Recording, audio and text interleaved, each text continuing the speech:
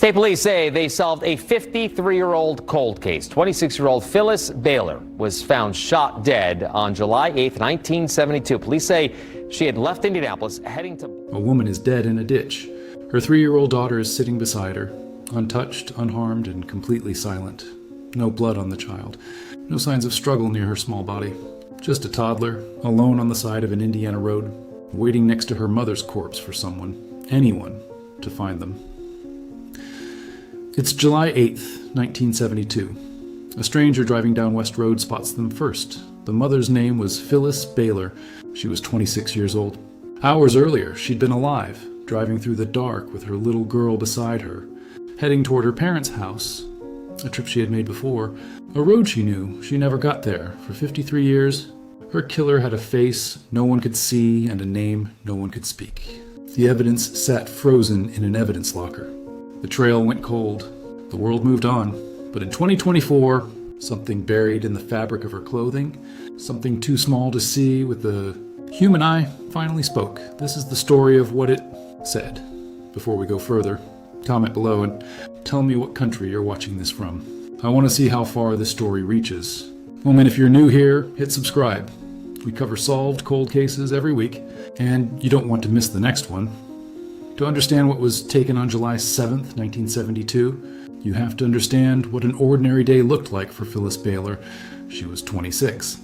She lived in Indianapolis with her husband, Richard, and their 3-year-old daughter, whom the family called Jody.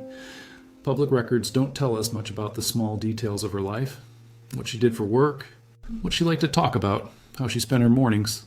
What we do know is this: on that Friday evening, she packed her daughter into a borrowed car and set out on a drive she had likely made many times before, 100 miles from Indianapolis to Bluffton, Indiana, to see her parents. It should have been unremarkable. A young mother visiting family for the weekend, a toddler falling asleep in the back seat, somewhere past the halfway point. The kind of drive that, for most families, disappears into memory within a week. Richard Bailer stayed behind. He had no reason to worry. His wife knew the route. She had her daughter with her.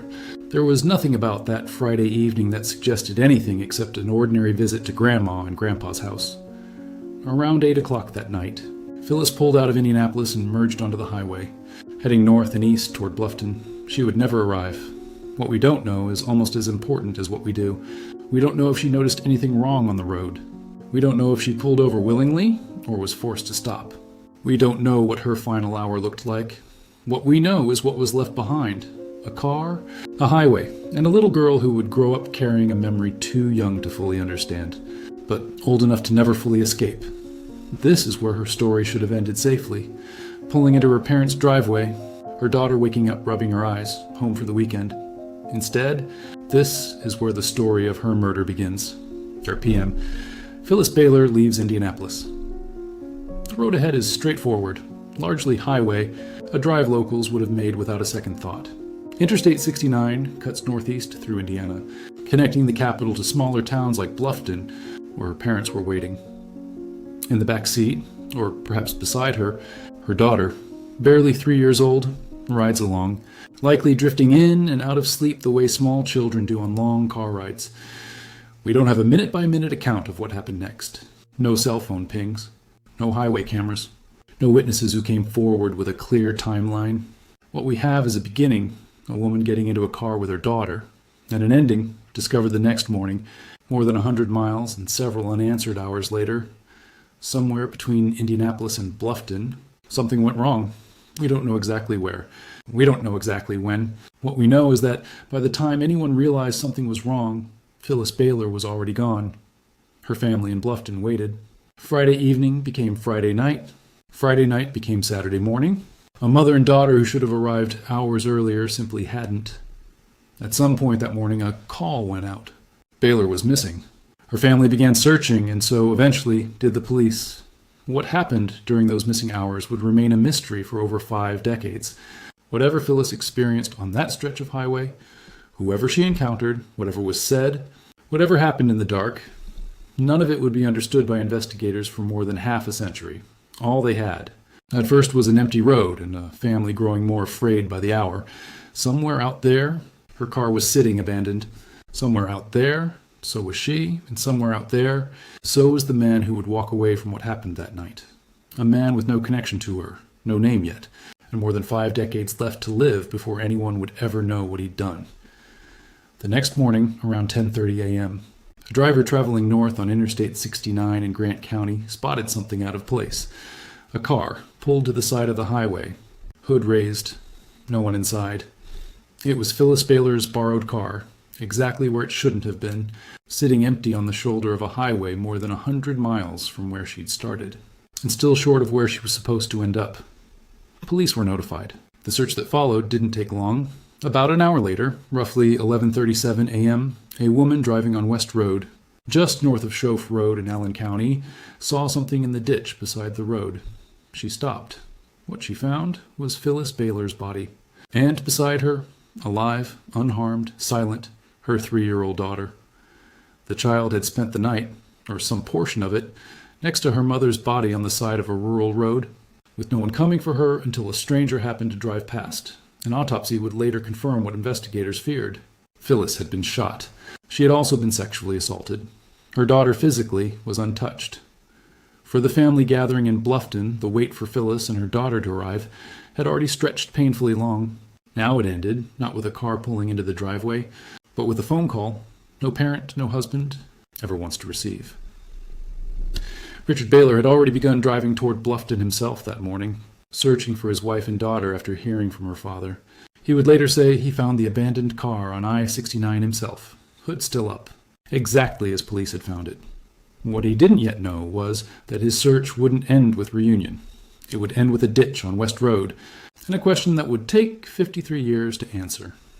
By the time investigators reached the scene, they were working with 1972 forensic science, decades before DNA testing would ever become part of a homicide investigation. What they had was physical evidence. A body, a crime scene in Phyllis Bailer's clothing, evidence that, unbeknownst to anyone in that moment, would become the single most important piece of the case 53 years later. At the time, though investigators had no way of extracting genetic information from evidence. Their tools were witness interviews, physical clues, and whatever leads the local community could offer. Early on, police developed a theory around a primary suspect. Details of exactly who this individual was and why they were suspected were never made fully public. But for a time, this person represented the department's best chance at solving the case. The abandoned car with its raised hood suggested a possible scenario. Perhaps engine trouble, perhaps a staged breakdown, perhaps something else entirely designed to get Phyllis to stop on a dark highway. Investigators would have considered whether she pulled over for a stranger in distress, or whether someone forced the stop. Without forensic technology to confirm or eliminate suspects definitively, the investigation moved forward largely on circumstantial theories and community leads, the tools available at the time. Weeks passed, then months. No arrests were made. The case remained active, but without a breakthrough, without physical evidence pointing conclusively at any one person, momentum began to slow. This was the reality of unsolved cases in that era. Cases that depended entirely on what a human investigator could observe, deduce, and connect with no scientific tiebreaker to settle the question of guilt. Somewhere out there, the man actually responsible for Phyllis Bailer's death was living an ordinary life, with, according to what investigators would learn decades later, no known connection to her whatsoever. He had no motive investigators could trace, because he had no relationship to trace it through. He was, in the truest sense, a stranger. And in 1972, a stranger without a confession or a witness was nearly impossible to catch. News of Phyllis Bailer's murder rippled through both Indianapolis and Bluffton, two communities suddenly bound together by a tragedy neither had asked for. In a small town like Bluffton, a violent crime against a local family's daughter wasn't just news. It was personal. Grief moved through the community, but so did fear. If this could happen to Phyllis Bailer, a young mother driving a familiar route to visit her parents, could it happen to anyone? Parents likely thought twice about letting their own children travel that stretch of highway alone. Neighbors speculated. Rumors, as they often do in unsolved cases, began to fill the vacuum left by an investigation that couldn't yet provide answers. Was it someone she knew? Someone who had been watching her? A random encounter on a dark highway with no connection at all? The truth, as investigators would eventually discover, was almost more unsettling than any rumor circulating at the time. The man responsible had no ties to Phyllis Bailer whatsoever. No shared friends, no known crossing of paths. Just two strangers whose lives intersected for a matter of minutes on a summer night in 1972 with catastrophic consequences. But the community in 1972 didn't have that answer. All they had was fear, speculation, and a family left to grieve without resolution. For Richard Bailer and his young daughter, the absence of an answer meant the absence of closure. Every unsolved year that passed was another year of not knowing, not just who took Phyllis from them, but why, and whether that person was still out there, still capable of hurting someone else. The town moved forward, as towns do. But for the family at the center of the story, moving forward without answers was never really an option. Years passed, then more years. At some point, the exact timing was never specified publicly. Investigators managed something that wouldn't have been possible at the original crime scene in 1972. They developed a partial DNA profile from evidence preserved from Phyllis Bailer's clothing, DNA.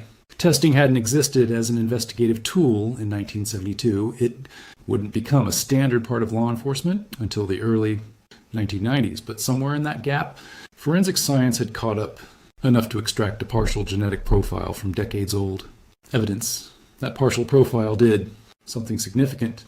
It eliminated the original, main suspect from the case, for a case that had been quietly stalled for years. This should have been a turning point. Instead, it created a new kind of limbo. The person investigators had once suspected was no longer a viable suspect, but there was no one to replace him. The partial DNA profile wasn't strong enough on its own to identify anyone new. The case went cold again. Not forgotten. Indiana State Police maintained it as an open cold case, but stagnant, waiting for forensic technology to advance far enough to make use of the evidence they'd preserved. Meanwhile, life continued around the case. Jody, the 3-year-old girl found beside her mother's body, grew up. She became an adult, carrying a memory shaped by a tragedy she was too young to fully process in the moment, but old enough to live with for the rest of her life. Richard Bailer carried the weight of decades without answers. A husband who had once driven frantically down I-69, searching for his wife, now simply waiting year after year for a phone call that never came. For the Indiana State Police, the file didn't close. It sat, preserved in an evidence room, a piece of clothing holding a secret that science, in 1972, in 95, even in 2010, still wasn't advanced enough to unlock. It would take until 2024, 52 years after Phyllis Bailer's murder, for that to finally change. By the 2020s, the landscape of forensic science looked almost unrecognizable compared to 1972. DNA testing had evolved dramatically. What once required large, well-preserved biological samples could now be extracted from microscopic traces, degraded. Decades-old evidence that would have been considered useless just a few years earlier. The Indiana State Police cold case team had continued monitoring unsolved cases like Phyllis Bailer's, watching as forensic technology advanced year after year, waiting for the moment the science would finally catch up to the evidence they'd preserved. In 2024, that moment arrived. Using updated laboratory techniques, the Indiana State Police Laboratory was able to develop what officials would later describe as a much stronger DNA profile. This time pulled once again from Phyllis Bailer's clothing, the same evidence that had produced only a partial profile decades earlier. This wasn't just an improvement, it was a transformation. A profile too degraded, too fragmented to be useful in earlier decades had finally become clear enough to work with. The cold case team, partnering with the Allen County Police Department, recognized what this meant. For the first time in 52 years, they had a genetic profile strong enough to potentially identify a suspect. Not through witness testimony, not through circumstantial theory, but through science. They reached out to Identifinders International, a California-based forensic genealogy company that specializes in exactly this kind of case, using DNA to trace family trees and identify unknown suspects through genetic relatives, rather than requiring a direct match already in a criminal database. It was the same investigative method that, in 2018, had famously helped identify the Golden State Killer after decades of failed leads.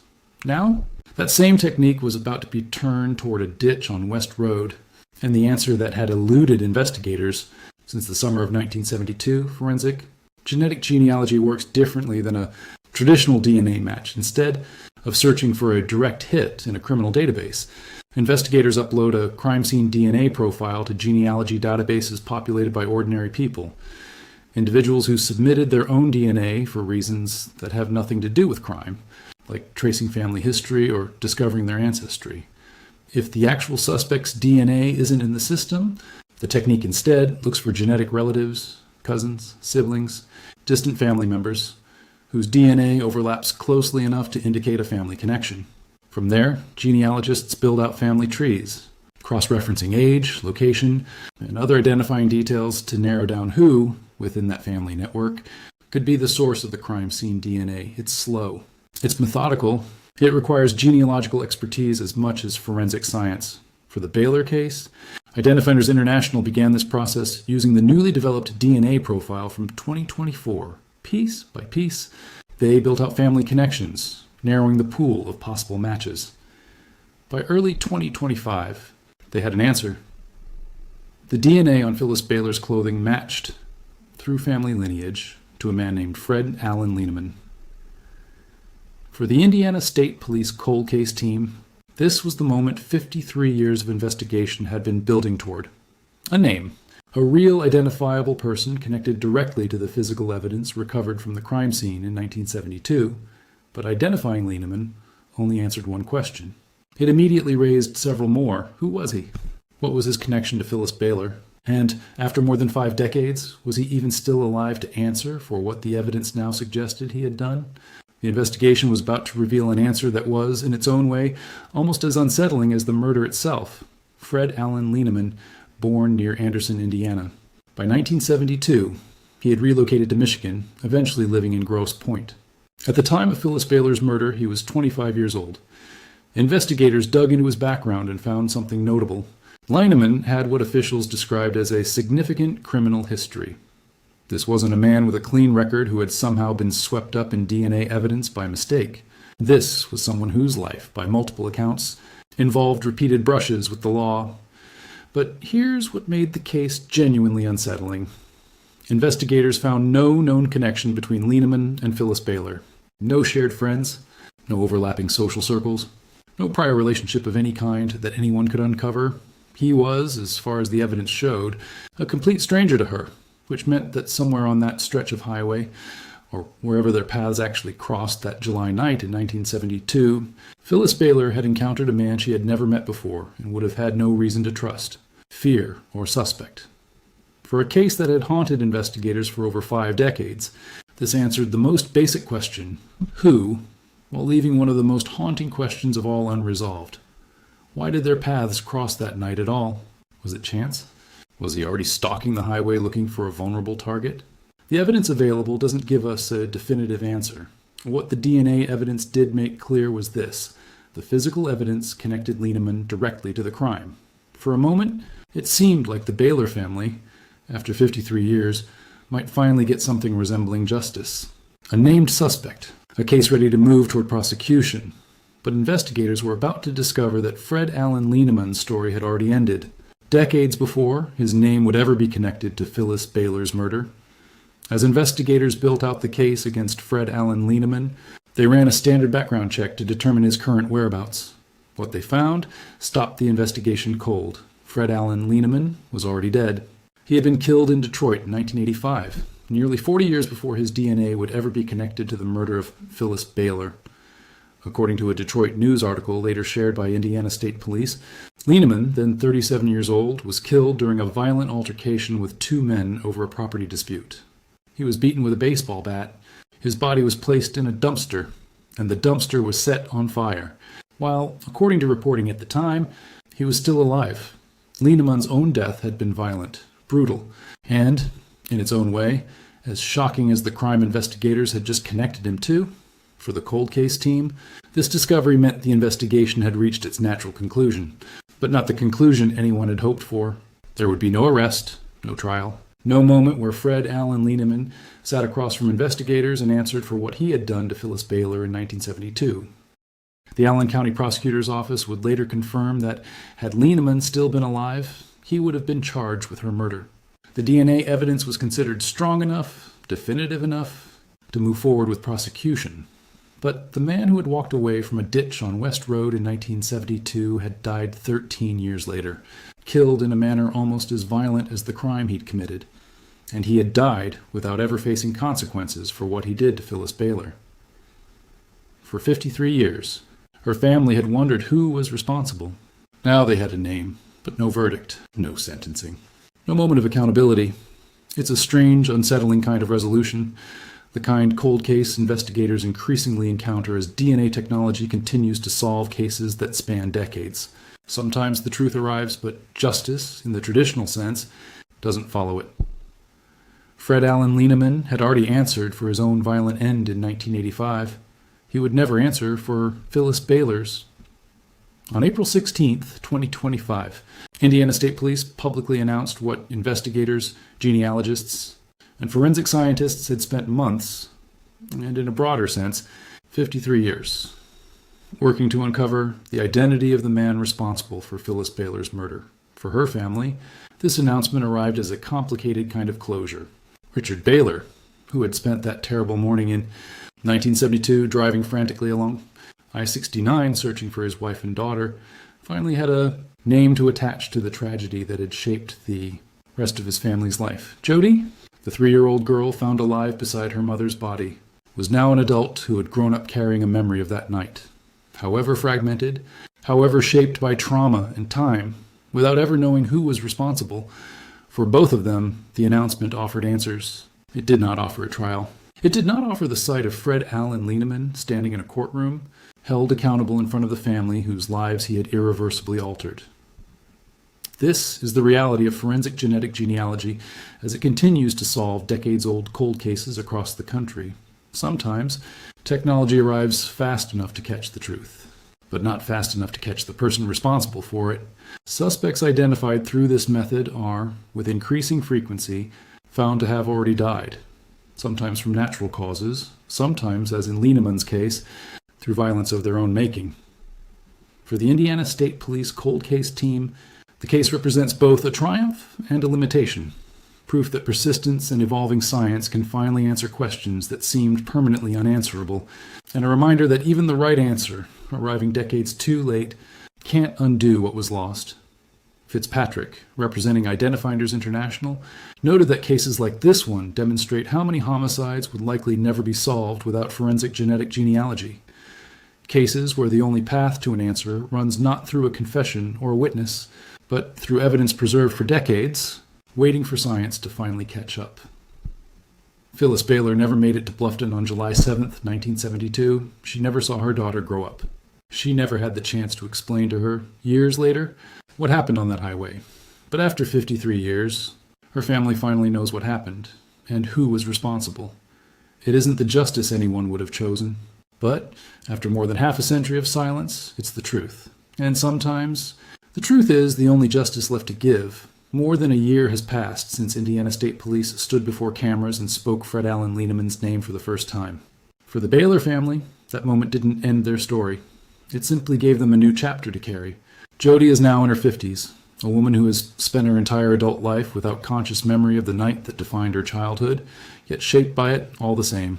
What does it mean to learn, decades later, the identity of a man who once stood over you as a 3-year-old in a roadside ditch, a man you will never see face a courtroom, never hear apologize, never watch be led away in handcuffs? For Jody, closure didn't arrive as a verdict. It arrived as a name, a photograph, a criminal record, pieces of a puzzle assembled too late for justice, but not too late for truth. Richard Bailer, who spent that desperate morning in 1972 driving up and down Interstate 69 searching for his wife, lived the rest of his life with a question mark where an answer should have been. Whether he lived to see this case solved, records don't specify. But for families like his, cold cases rarely stay confined to one generation. They pass down, quietly, becoming part of a family's history long after the original grief has dulled into something else. Not forgotten, just carried differently. For Indiana State Police, the Bailer case has become something larger than a single solved file. It stands as a case study, proof of what forensic genetic genealogy can accomplish when applied to evidence once considered a dead end. Investigators across the country studying cold case methodology now point to cases like this one as evidence that patience, Preserved evidence and evolving science can succeed where decades of traditional investigation could not. But the case also raises a harder question, one that true crime audiences are increasingly forced to sit with. What does justice mean when the person responsible cannot be held accountable? When science finally succeeds, but only after death has already closed the door on prosecution? There's no clean answer. Fred Allen Leineman died violently in 1985, beaten and left in a burning dumpster over a dispute that had nothing to do with Phyllis Bailer. He never faced a jury for what he did to her. He never had to look her family in the eyes. Perhaps the only justice left in a case like this is the truth itself. The simple, hard-won fact that after 53 years, no one has to wonder anymore. Phyllis Bailer's name is no longer attached to an unsolved case file. It's attached to an answer. And for a family that waited over 5 decades, that answer, however incomplete, was worth the wait.